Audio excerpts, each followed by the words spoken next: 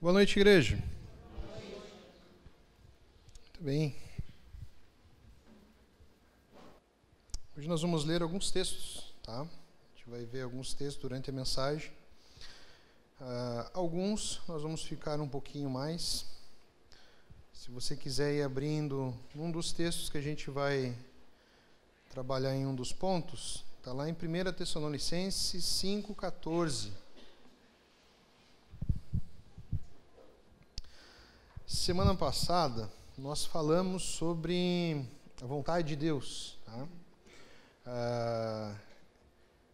Eu acho que ainda não é um tema que a gente esgotou tudo que a gente pode refletir acerca dele, mas em outro momento a gente vai fazer uma parte 2 durante a nossa série. Tá?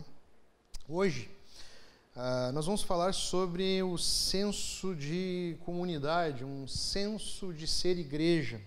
Tá? Não sei se todos vão recordar, mas no ano passado nós trabalhamos uma série que era baseada em um livro, que eu acho que, se não me engano, foi até tema do clube do livro. Foi? O Ame Sua Igreja? Foi, né? Acho que foi, né? Correto, né? Foi ano passado, tempo passa. Foi ano passado, a gente estudou esse livro, Ame Sua Igreja. A gente fez uma série de mensagens em cima desse livro. E foi muito bom. A maior parte das mensagens acredito que esteja ainda no YouTube e no Spotify. Mas o nosso objetivo não é falar sobre o tema do livro, mas o livro falava muito na questão de um senso de pertencimento, trabalhava muito a questão de ser igreja e não ir à igreja, falava muito na questão que a maior parte dos textos bíblicos, nós vamos ver alguns deles, que vão apontar para a igreja, vão mostrar sempre a igreja sendo um lugar para servir e um lugar para nós amarmos, e não um lugar onde a gente vai para ser servido ou receber algo. É sempre a igreja colocada como um lugar onde nós colocamos em prática os nossos dons e talentos a serviço um dos outros e também a serviço de Deus. Nessa série a gente lembrou que a igreja ela nunca foi um lugar. A igreja ela nunca foi um ritual. E acredito também que não era vontade de Deus que ela simplesmente se transformasse em uma instituição. A igreja sempre foi o ser. As analogias, as metáforas sobre igreja na Bíblia vão ser família, corpo, né, e a própria igreja.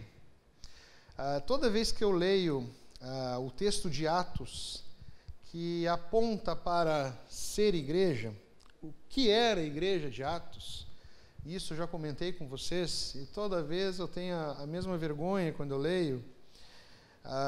Às vezes a gente olha maus exemplos cristãos na nossa sociedade, igrejas que não procuram refletir a luz de Cristo e aquilo que Deus espera como seja a igreja. Porém, quando a gente lê Atos, eu vou ler para você mais uma vez, Atos 2, do 42 a 47, vai dizer assim: eles se dedicavam ao ensino dos apóstolos e à comunhão, ao partir do pão e às orações. Todos estavam cheios de temor, e muitas maravilhas e sinais eram feitos pelos apóstolos. Os que criam mantinham-se unidos e tinham tudo em comum. Vendendo suas propriedades e bens, distribuíam a cada um conforme a sua necessidade. Todos os dias continuavam a reunir-se no pátio do templo. Partiam o pão em casa e juntos participavam das refeições, com alegria e sinceridade de coração, louvando a Deus e tendo a simpatia de todo o povo. E o Senhor lhes acrescentava diariamente os que iam sendo salvos. Eu não sei se você tem a mesma percepção que eu tenho quando eu leio esse texto, mas não é só os outros que estão longe, né? Todos nós estamos muito longe do ideal que é ser igreja. é algo que a gente não deve desistir jamais, mas infelizmente, por conta dos nossos pecados, das nossas omissões, das nossas irresponsabilidades, nós caminhamos e acredito que nós cedemos muito na nossa vida, a igreja cedeu muito, a igreja se corrompeu muito, e ela foi totalmente influenciada por um individualismo, um egoísmo que é a marca desse mundo caído. Quando a gente olha aqui, tem textos aqui, tem partes desses textos aqui que a gente vê assim, nossa, nós estamos muito longe. A unidade que eles tinham, a comunhão que eles tinham, ao ponto de terem tudo em comum, ao ponto de se sacrificarem uns pelos outros. Então, só nos lembra o quanto nós estamos distantes e como nós temos chão para percorrer em busca do ideal de igreja que Deus tem para nós. Nós estamos sendo muito influenciados por esse mundo. Se tem uma marca que esse mundo mostra e nos aponta a cada dia, é a questão do individualismo, do egoísmo. O mundo, ele nos influencia a sempre buscarmos a pensar, sempre exclusivamente em nós mesmos. Sempre coloca o outro não como um alvo do nosso amor, mas como um competidor, como um inimigo. Se já não bastasse o mundo, às vezes a gente vê até no mundo cristão pregações incentivando uma disputa entre cristãos, né? Como se estivéssemos aqui competindo um com o outro. E não é isso que a palavra de Deus vai apontar para ser igreja. Eu quero que você fique com isso gravado na sua mente, um senso de comunidade, um senso de ser igreja. Os primeiros textos que eu quero apontar para nós nessa noite, eles vão mostrar uma atenção que nós devemos ter à necessidade do corpo. Nós somos um corpo onde Cristo é o cabeça, e um corpo, eles têm que estar preocupado, atento, sensível às necessidades do outro. Como fosse uma família, né, na sua essência, né, preocupado cada um com o outro. Alguns textos vão apontar essa nossa sensibilidade e esse nosso comportamento. O primeiro deles é Hebreus 10, do 24 ao 25, que vai dizer, né? E consideremos uns aos outros para nos incentivarmos ao amor e às boas obras. Não deixemos de reunirmos como igreja, segundo o costume de alguns, mas procuremos encorajar-nos uns aos outros, ainda mais quando vocês veem que se aproxima o dia. Essa frase aqui de Hebreus, esse texto de Hebreus, ele é muito real, ele é muito atual. Naquela época já haviam pessoas que não viam a necessidade e a importância de congregar. Só que o que eu quero apontar para nós hoje não é essa questão do desigrejado. É a questão de muitas vezes nós estarmos vivendo dentro da igreja, mas como se estivéssemos vivendo uma carreira solo, dentro de um corpo, dentro de uma família. Esse texto vai nos lembrar que a igreja é um lugar de incentivo, onde cada um de nós deve procurar incentivar um ao outro no amor e na prática das boas obras. Não deve nunca ser exaustivo nós incentivarmos uns aos outros, porque nós somos seres humanos e somos uma montanha-russa de emoções, de sentimentos, e não faltam momentos onde nós precisamos de um incentivo, onde nós precisamos de um encorajamento. O texto que eu pedi para vocês abrirem, ele vai falar assim: exortamos vocês, irmãos, a que advirtam os ociosos, confortem os desanimados, auxiliem os fracos e sejam pacientes para com todos. Vocês viram que a igreja, ela é sempre colocada ela nunca está parada. É um corpo vivo em funcionamento, é um corpo vivo atuante. A igreja, ela nunca deve se conformar, ela nunca deve ficar ociosa. Ela está viva, ela precisa estar pulsante. A igreja não é um lugar onde nós vamos para sermos tratados como um cliente, onde nós vamos na expectativa de termos ali as nossas necessidades e os nossos desejos, as nossas vontades atendidas. É um lugar onde a gente vê, encontra, procura, decide amar e decide servir.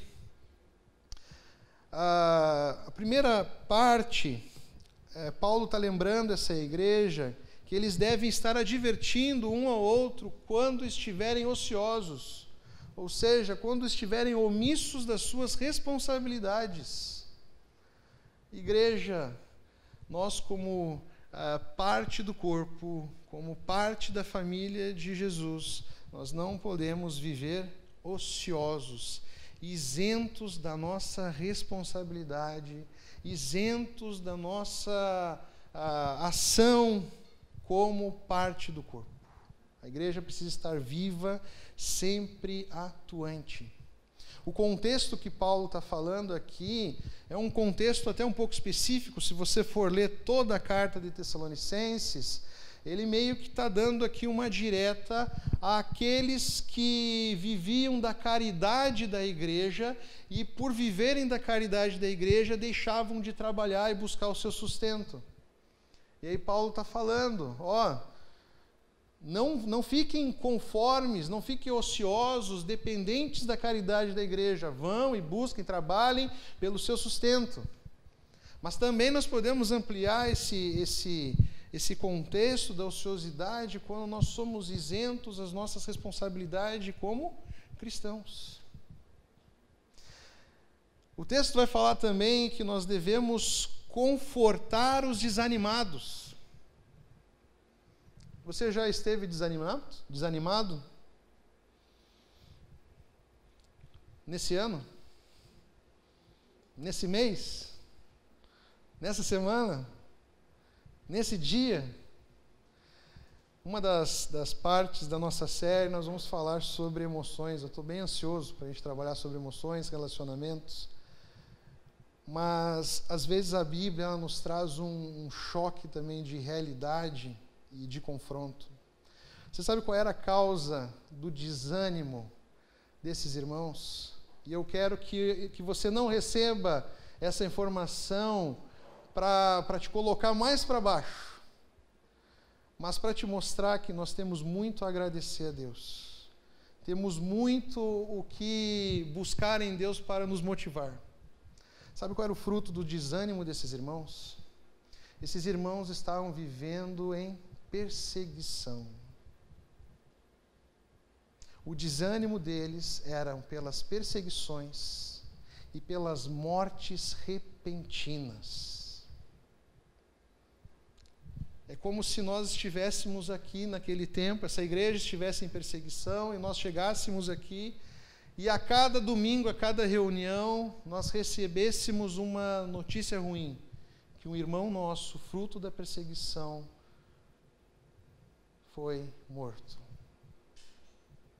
Forte isso, né?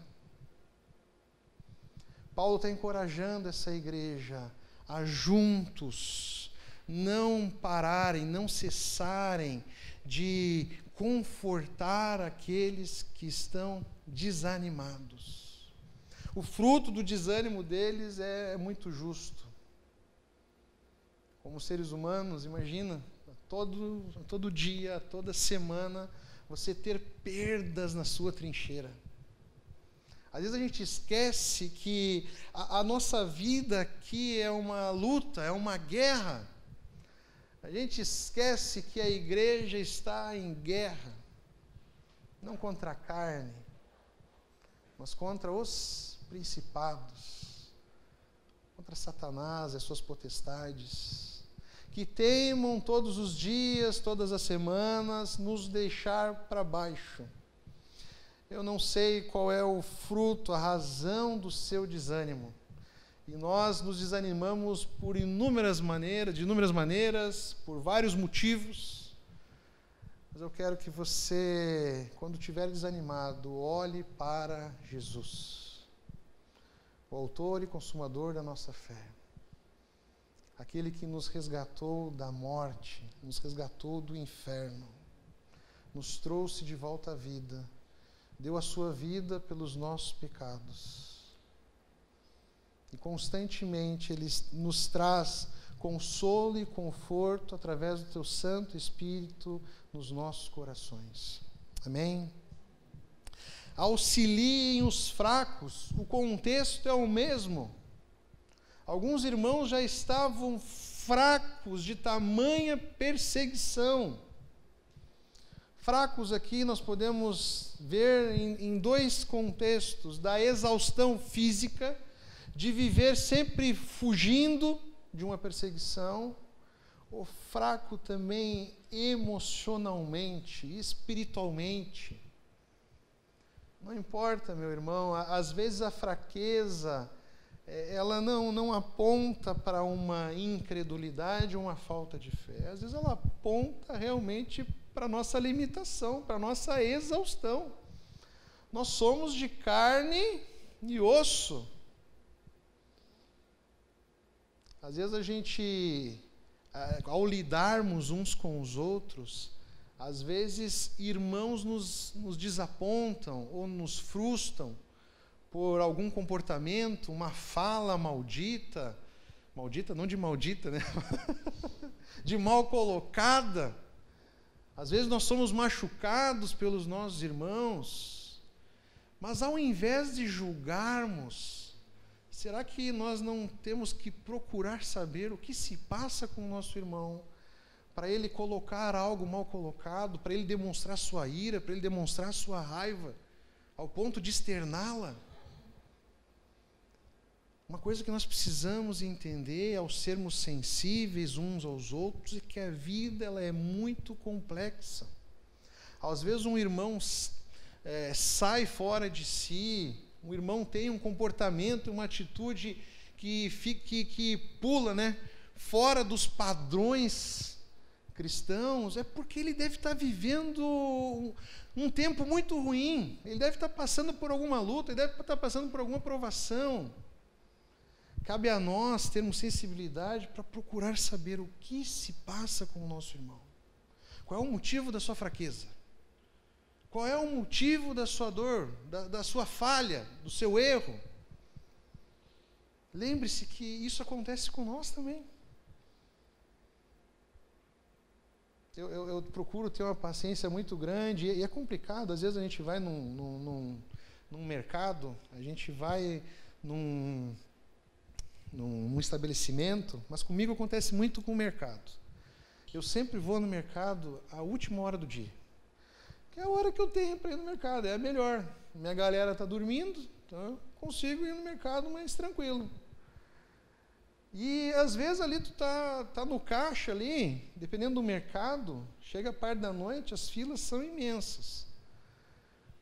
Os caras para cortar despesa, eles deixam poucos funcionários para atender o público. Aí você está ali na fila, às vezes a caixa ali ela não está muito bem.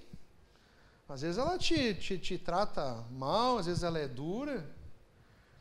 Mas antes de você querer rebater, querer partir para a briga, procure entender o que está passando com ela. Talvez ela não teve um dia bom, talvez ela já está cansada exaustivamente. A menina que era para assumir o lugar dela não foi. Ela teve que dobrar a jornada.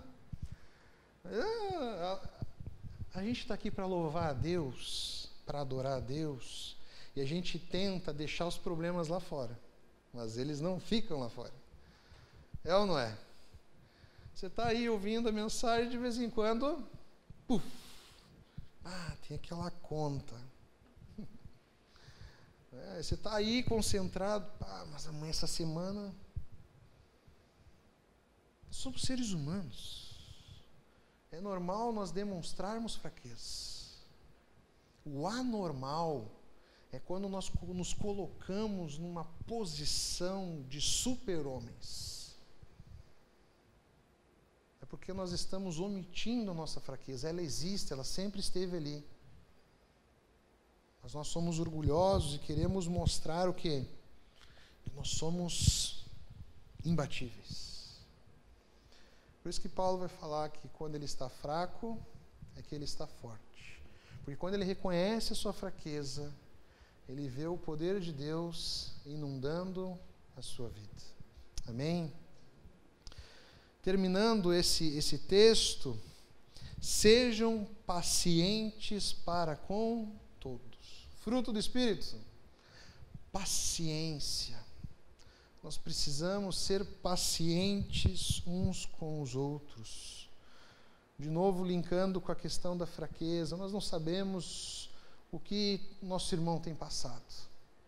Então devemos estender a nossa mão, devemos servir de suporte na vida uns dos outros. Gálatas 6:2 vai dizer: levem os fardos pesados uns dos outros. Eu quero já te lançar um desafio para essa semana.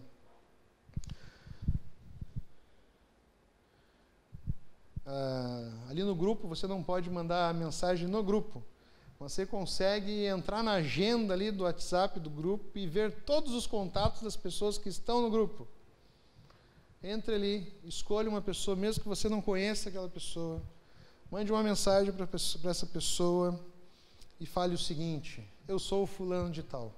Gostaria de orar pela sua vida. Em algo que eu possa orar por você durante essa semana? Às vezes a gente sempre pede oração por nós, né? Ora por mim, ora por mim. Por que não? Nós não podemos dizer: posso orar por você? Senso de comunidade, senso de ser igreja. Menos preocupado conosco e mais preocupados com as pessoas que estão ao nosso redor. Nós vemos isso presente e visível na nossa vida quando nós começamos pela oração. Estamos preocupados e sensíveis ao que o nosso irmão tem enfrentado. Você não precisa saber o íntimo do seu irmão. Você pode orar para que Deus haja na vida do seu irmão. Demonstrar empatia, demonstrar amor na prática. E a oração, ela é um ótimo meio para nós procurarmos pensar uns nos outros, estarmos sensíveis ao que o nosso irmão e a nossa irmã têm vivido, ao como ela está, como ele está, o que ele tem precisado. Filipenses 2, do 3 ao 4, vai dizer: não façam por ambição egoísta ou por vaidade, mas humildemente considerem os outros superiores a vocês mesmos. Cada um cuide não somente dos seus interesses, mas também dos interesses do outro. Paulo vai começar ali por nós colocarmos o nosso irmão como superiores a nós. Tratarmos ele como algo mais valoroso do que a nossa própria vida, e também para nos colocarmos na posição de servos. Quem que nos ensina, em próprio Filipenses, a servidão, o serviço? Jesus Cristo esvaziou-se de si mesmo, deixou a glória, deixou os céus, e veio nos servir com a sua própria vida. Ser igreja, ter senso de comunidade, é considerar os outros mais importantes do que nós mesmos. Considerar o nosso irmão alvo do nosso amor e da nossa dedicação. Cuidar dos interesses do nosso irmão não é você ser enxerido e querer saber o que se passa com cada um. Não. é ter disposição e ter dedicação para servir o seu irmão, no interesse que ele compartilhar com você. Então, quando você receber a mensagem lá, posso orar por você? Para alguém querer levar a nossa carga, o outro precisa o quê? Ceder, compartilhar. Então, compartilhe um motivo de oração. Mostre um pouco da sua humanidade. Mostre um pouco da sua fraqueza. Não seja geral. Sabe quando a pessoa responde sempre um pedido de oração da maneira geral? Tente ser um pouquinho mais específico. Nós sabemos que nós devemos orar pelas nossas famílias. Compartilhe algo mais específico. Compartilhe algo do cotidiano, algo da semana, um fruto do seu desânimo. E você que está pedindo um pedido para orar, é para orar. Não fique naquela expectativa, naquela necessidade de resolver o problema do seu irmão. Você vai orar para Deus resolver. Às vezes a gente fica naquela pressão, eu preciso dizer alguma coisa, ele me compartilhou um problema. Meus irmãos, a gente trata a oração como algo inútil muitas vezes na nossa vida. Às vezes a pessoa, quando procura o pastor ou procura alguém, vê muitas vezes o fato do pastor dizer vamos orar como uma resposta inútil, como se o pastor estivesse dizendo para ela assim, eu não vou fazer nada, não tenho o que fazer. A gente menospreza o valor da oração. Existem questões que vão ser respondidas na prática e na nossa humanidade. Às vezes, num aconselhamento, vai ter ali uma questão prática, física, mas, acima de tudo, as nossas conversas, os nossos relacionamentos, eles têm que estar recheados, inundados de oração. Lembre-se, orar a Deus, não duvidando do que Ele é capaz de fazer, mas sabendo da capacidade do nosso Deus, do tamanho do nosso Deus. Não há pedido, não há motivo que seja inútil, ou não seja compatível com as condições do nosso Deus. Por isso que nós oramos. A oração muitas vezes clareia a nossa mente, clareia o nosso coração, nos dá direcionamento, porque nós estamos buscando quem? A opinião de Deus. Estamos nos importando com a opinião e com o direcionamento de Deus. Então ore, peça a oração e se coloque à disposição para orar. Amém? Que não sejam as nossas preocupações fruto somente dos nossos interesses.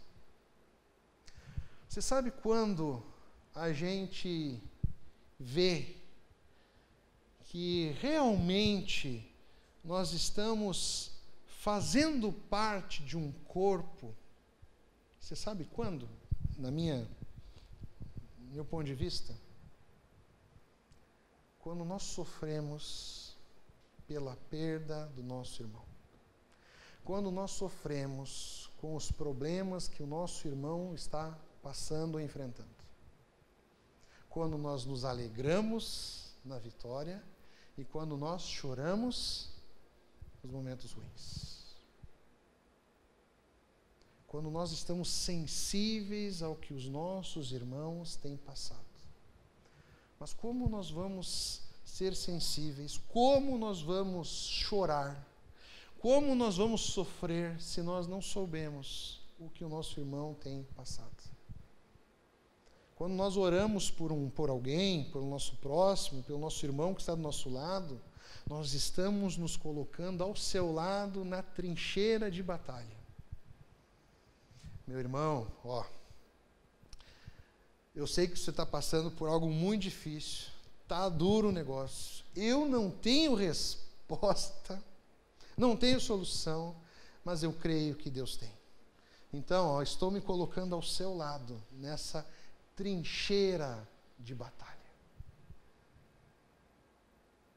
É orar com responsabilidade.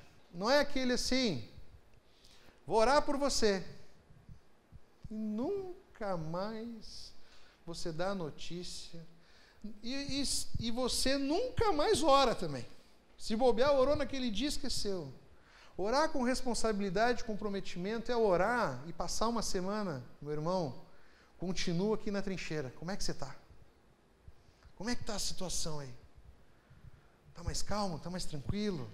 O desânimo passou? Está mais fortalecido? É se importar. Não é falar por falar. Eu vou falar porque eu preciso dizer alguma coisa. Eu sou crente, eu preciso dizer, vou orar por ti. Isso é errado. Agora é orar se importando, se comprometendo. Ser igreja é se comprometer. É se importar. Não é ficar esperando, é se importar. Amém? Precisamos lembrar, eu quero que você preste muita atenção nessa frase, que Cristo não morreu por mim. Cristo não morreu por você. Pastor, isso é uma heresia. Calma. Há algo que tem sido deixado de lado, até mesmo no nosso ser igreja, na nossa liturgia, é o fato de nós esquecermos que Cristo morreu por nós, mas antes e acima de tudo, Ele morreu pela sua igreja. Ele morreu por nós e essa morte nos alcança, esse sacrifício nos alcança por pertencermos à igreja. A morte de Jesus, a obra de Jesus não foi uma obra exclusiva para salvar você. Às vezes nós queremos viver uma espiritualidade solitária. E às vezes nós vivemos tanto essa espiritualidade solitária, mesmo estando incluídos dentro de uma igreja, que às vezes nós achamos que nós somos o umbigo de Deus. Como se Deus estivesse sempre falando exclusivamente a nós. Deus tivesse sempre uma palavra para mim. Tivesse uma revelação para mim. Algo sempre no nosso pessoal, sempre no nosso particular. E nós esquecemos do senso de comunidade, do senso de ser igreja. Efésios 5, 25, um texto bem conhecido de todos. Vós, maridos, amai vossas mulheres como Cristo amou a igreja e a si mesmo se entregou por ela. Jesus Cristo morreu ali na cruz para salvar a sua igreja. Mateus 1, 21 vai dizer o seguinte: dará à luz um filho e chamarás o seu nome de Jesus, porque ele salvará o seu povo dos seus pecados.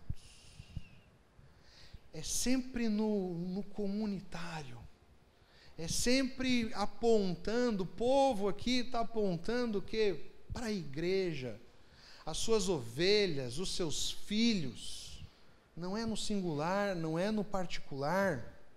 Atos 20, 28 vai dizer: olhai, pois, por vós e por todo o rebanho sobre que o Espírito Santo vos constituiu bispos para apacentardes a igreja de Deus, que ele resgatou com o seu próprio sangue. Cristo, sim, morreu por mim, morreu por você. Porque isso nos alcança por estarmos inseridos na igreja de Jesus. Não é à toa que a gente sempre lembra que Jesus ele vai vir para buscar quem? A dele, né?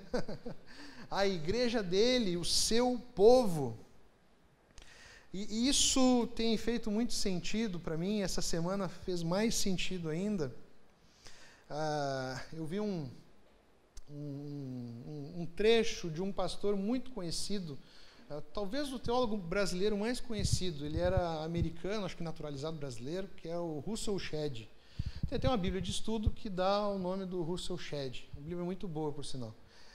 E ele, há uns 15, 20 anos atrás, ele já faleceu, ele alertava para as canções que eram cantadas no meio da igreja.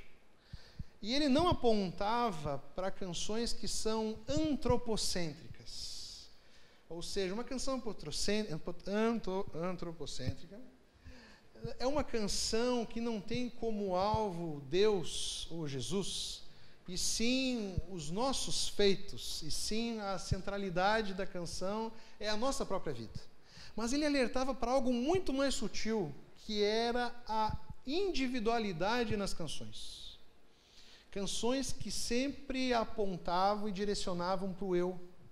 Eu comecei a reparar e a perceber, comecei a procurar as canções, não que as canções tenham heresias e sejam ruins teologicamente, mas grande parte das canções, e muitas delas nós cantamos, elas estão apontando para uma individualidade, para uma espiritualidade pessoal e particular.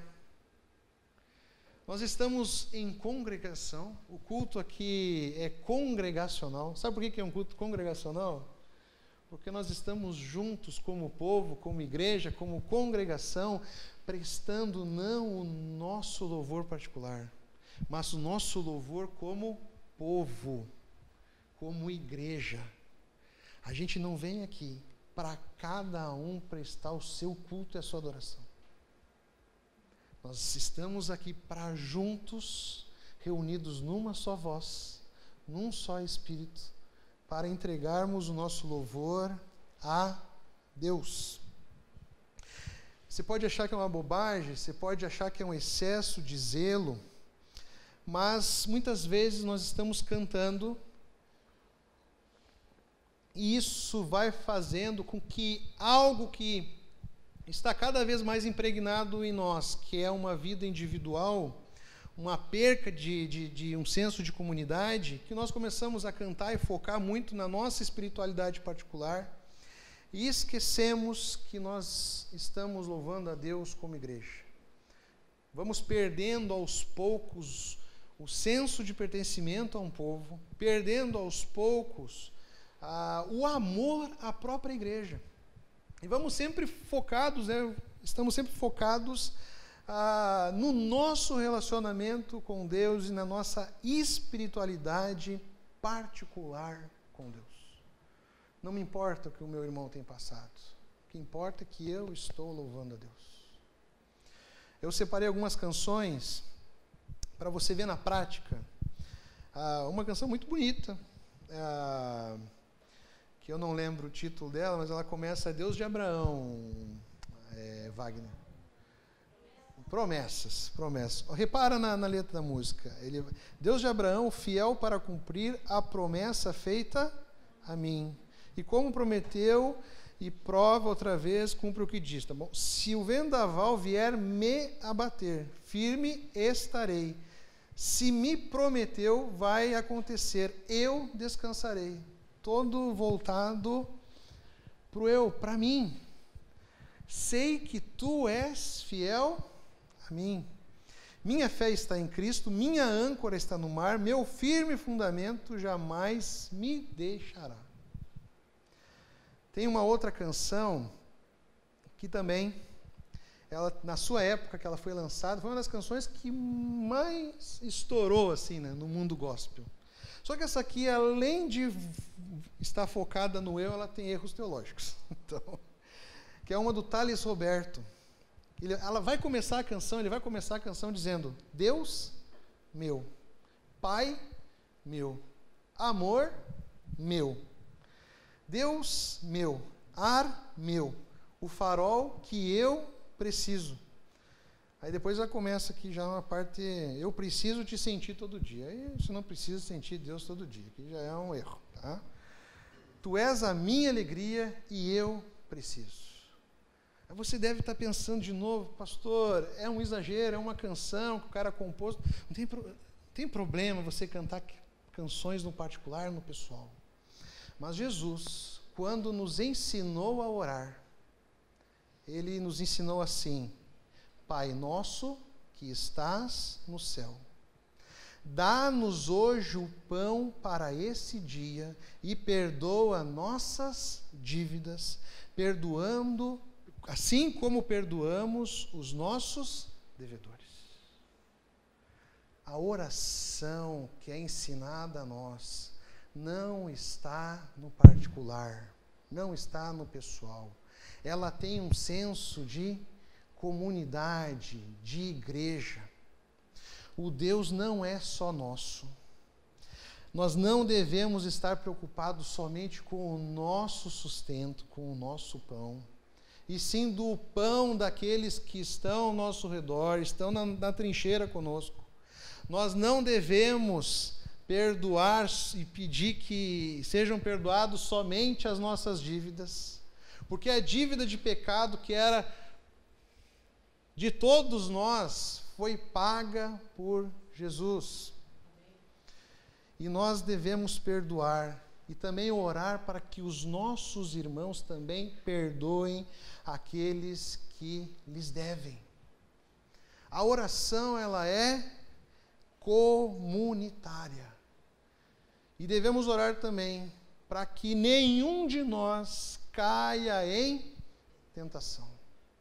Mas Deus livre não a nossa vida, não o nosso destino, mas livre a nossa igreja do mal. Você viu como é importante? Uma outra canção, Em Teus Braços, também, ela vai: segura estou nos braços daquele que nunca me deixou. Seu amor perfeito sempre esteve repousado em mim. E se eu passar pelo vale, em teus braços é o meu descanso.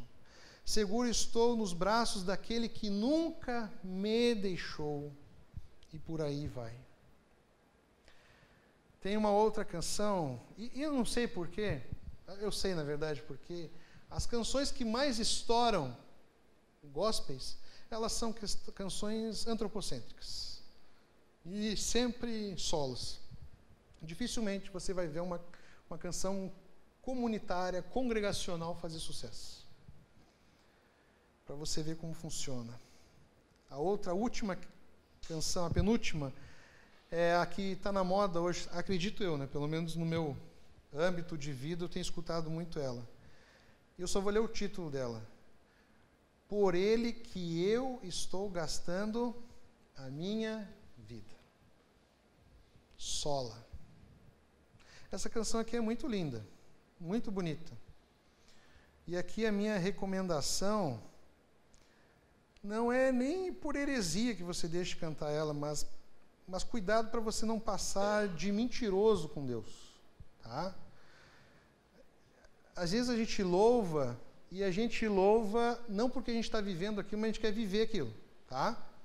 Ninguém vai dar uma de hipócrita que é 100% em todas as canções que você canta, pelo amor de Deus. Mas essa aqui tem uma frase muito forte, então cuide quando você for cantar.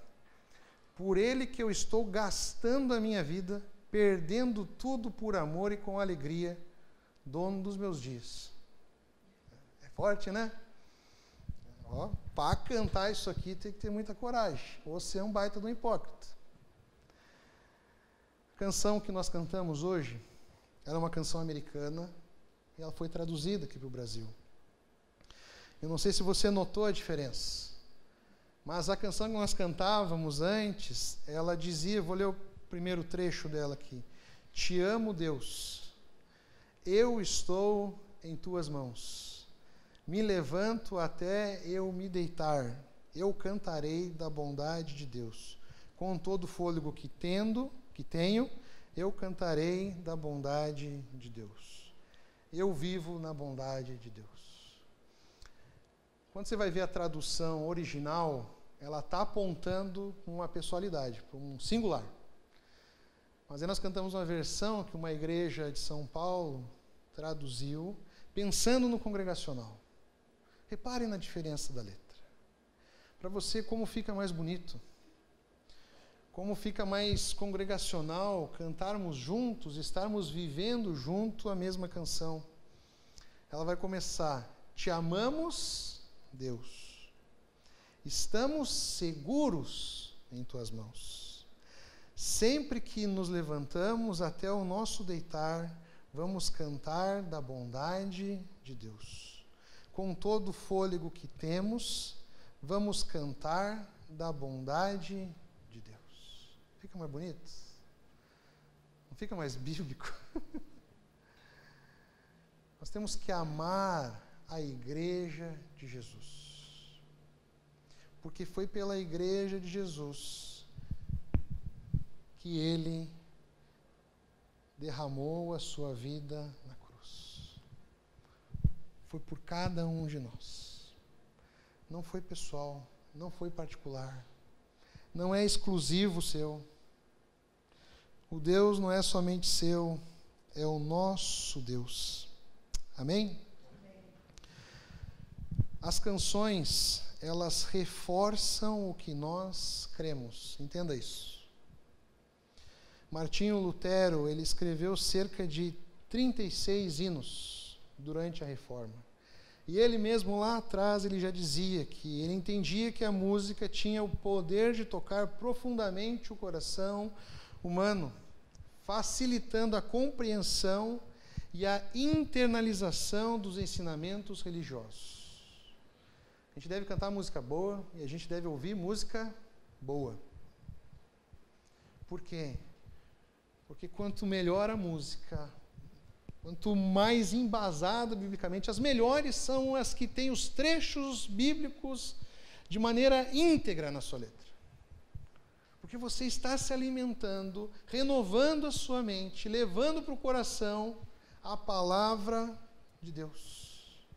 E isso tem uma importância muito grande no nosso louvor e na nossa adoração. Amém? Para terminar, queria que você abrisse lá em 1 Coríntios 11, do 20 ao 22.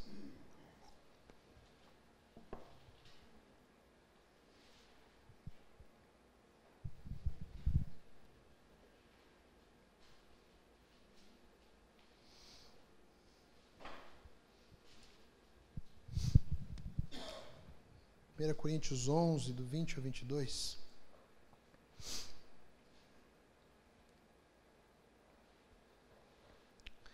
É o texto que Paulo vai falar acerca da ceia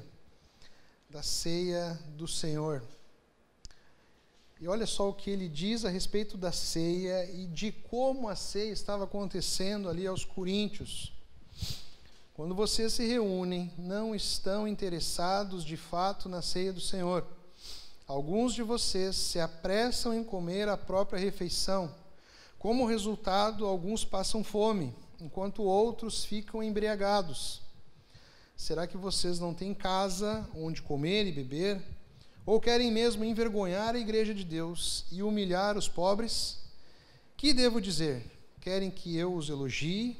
Certamente não os elogiarei por isso. O que Paulo está falando aqui? O que estava acontecendo aqui? Eles estavam se reunindo como igreja. Eles estavam ali praticando da cerimônia. Estavam ali praticando do ritual. Mas aquele ritual não estava refletindo a ceia do Senhor. É isso que Paulo está alertando para eles. Os mais ricos, só para você entender um pouco do contexto, acontecia sempre no dia da ceia do Senhor uma espécie de compartilho. Olha que interessante. Tá? Antes da ceia, havia algo na tradição cristã que era a festa ágape, a festa do amor. Então a igreja se reunia antes da ceia e eles faziam um grande banquete para estarem em comunhão, estarem ali prestando amor um para com o outro. E depois dessa festa ágape, eles praticavam a ceia. Só que o que estava acontecendo? Aqueles que eram mais ricos e tinham condições de compartilhar, eles estavam ali naquele momento preocupados somente com a sua alimentação. Eles eram os primeiros a pegar o prato e se servirem, se enchiam de comida, outros exageravam até nas bebidas e ficavam bêbados, embriagados, e aqueles que não tinham do que compartilhar e tinham ali naquela festa uma grande oportunidade de saciarem, de se alimentarem bem, passavam fome. O que Paulo está dizendo aqui, que o grande erro que a igreja estava cometendo na ceia do Senhor, é que eles não estavam sendo sensíveis uns com os outros. Estavam preocupados somente com o seu umbigo. Paulo vai até dar deixa, por que vocês não se alimentaram em casa? Para chegar aqui na hora, e os mais necessitados, os mais pobres, terem condições de se alimentarem. Eles estavam ferindo um princípio bíblico, um princípio que é muito do que aponta a ceia, que é a comunhão. O desejo de Jesus, meus irmãos, acredito que nunca foi que a nossa ceia se resuma a um copinho e uma migalhinha de pão. Entendeu? Fique tranquilo, hoje não vai ter ceia, mas semana que vem vai ter o copinho e vai ter o pão. Fique tranquilo. Tá? Você não ficar assustado, o pastor vai mudar a ceia aqui. Meu Deus. Entenda o princípio. Paulo está apontando para Jesus. Jesus ali na cruz, ele mostra a sua generosidade.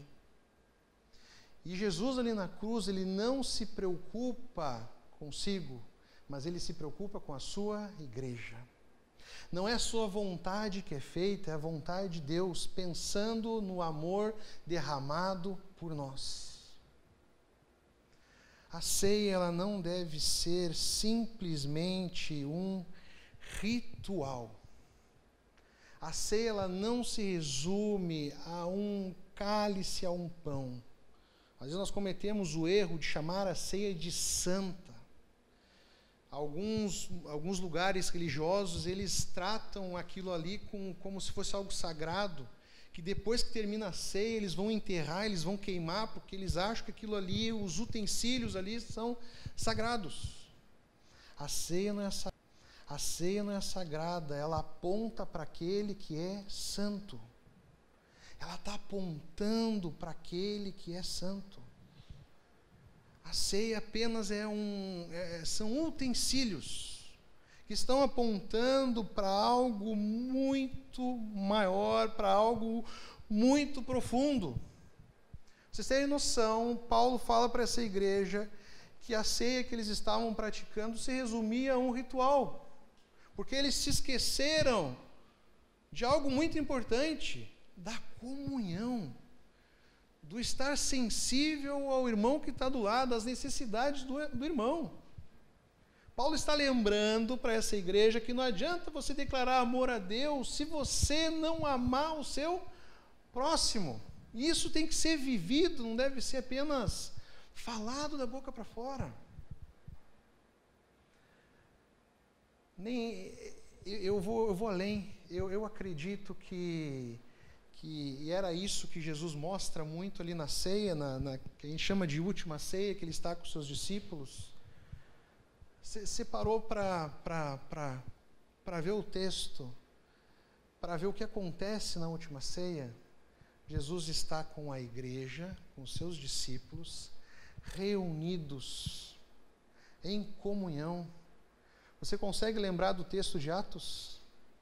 Da igreja junta em comunhão, preocupada um com o outro. O fato de nós estarmos num compartilhe, estarmos sentados em uma mesa, compartilhando do pão, compartilhando da palavra de Deus. Nós não estamos fazendo o ritual, aquilo que a igreja institucionalizou, mas nós estamos ceando. Porque nós estamos dividindo o pão e nós estamos relembrando de quem? De Jesus ali na cruz. não trate a ceia como algo pessoal e particular. O seu cálicezinho, o seu pãozinho, a sua espiritualidade está apontando para algo muito maior, muito mais profundo.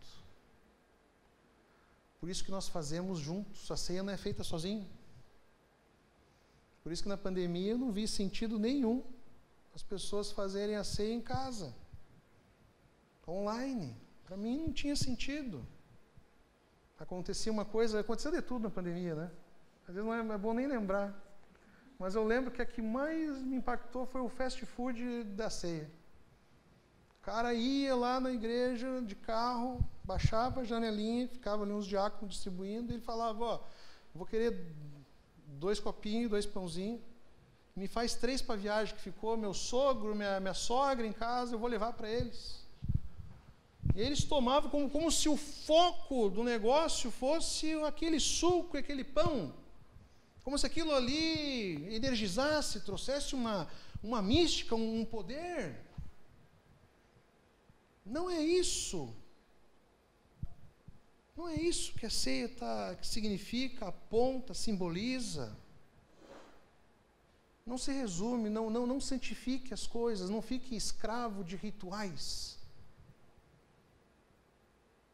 A igreja, desde que começou lá em Atos, ela foi vindo, ela foi se corrompendo. Eu não preciso nem lembrar, não vou nem entrar nisso. E assim como nós lemos de novo aqui o começo da igreja, às vezes a gente caminha para muito longe, para muito distante da essência do que é ser igreja. Lá em Filipenses vai dizer que ele tinha a natureza de Deus, está falando aqui de Jesus, mas não tentou ficar igual a Deus. Pelo contrário, ele abriu mão de tudo que era seu e tomou a natureza de servo. Ali na cruz, Jesus ele demonstra a sua generosidade, seu sacrifício, seu serviço. Tudo isso é exposto ali na cruz. Ele se entregou a si mesmo. Amém? Que nós possamos, irmãos, a cada dia, a cada oportunidade, não esquecermos e buscarmos um senso de comunidade. Não estarmos focados em nós mesmos, mas sim na nossa igreja, na igreja de Jesus. Não esqueça do desafio que eu te propus, te encorajo mais uma vez. Não vai resolver todos os nossos problemas, mas pelo menos vamos estarmos caminhando numa boa direção. E algo eu quero que você não esqueça. A igreja, ela não precisa de você. Mas você precisa da igreja. Nós precisamos da igreja. Porque foi por ela que Jesus se entregou. A igreja é sua noiva, é a noiva de Jesus. Ele amou a igreja, como é que nós não vamos amar a noiva de Jesus?